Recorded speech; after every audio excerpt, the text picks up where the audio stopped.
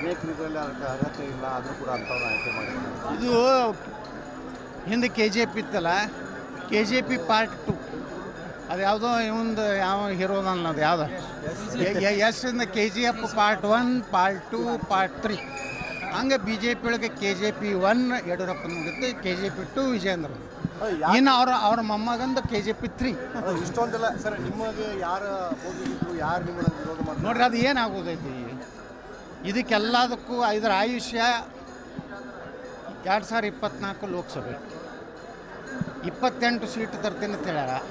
28ರ ಒಂದೂ ಕಡಿಮೆ ಇತ್ತಂದ್ರು ಇದು ಏನಿದೆ ಅಲ್ಲ, ಇದು ಒಂದೇನು ಈ ಸಿಗರೇಟ್ ಪ್ಯಾಕೆಟದೇನೋ ಒಂದು ಮನಿ ಮಾಡಿರ್ತಾರಲ್ಲ, ಸಣ್ಣ ಹುಡುಗರಿದ್ದಾಗ ನಾವು ಮಾಡ್ತಿದ್ದೆ, ಹಂಗೆ ದಬ ದಬ ದಬ ದಬ ಬೀಳ್ತದೆ ನೋಡ್ರಿ. ಸರ್ ಏನಾಯ್ತು?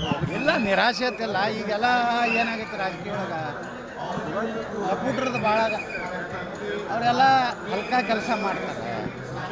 ರಾಜಕೀಯ ಮೌಲ್ಯಾಧಾರಿತ ರಾಜಕಾರಣಿ ಇಲ್ಲ ಇವತ್ತು.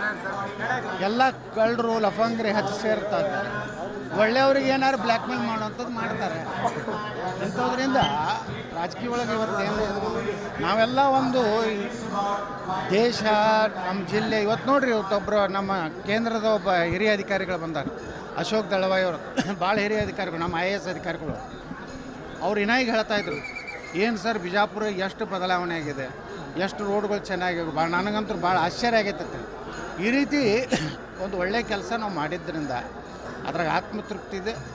ಮುಂದಿನ ದಿವಸಗಳಲ್ಲಿ ಈ 2024 ಲೋಕಸಭಾ ಚುನಾವಣೆ ನಂತರ ಮೇಜರ್ ಆಪ್ರೇಷನ್ ಮಾಡದೇ ಇದ್ದರೆ ಮುಂದಿನ ನಿರ್ಣಯ ನಾವು ಮಾಡ್ತೀವಿ.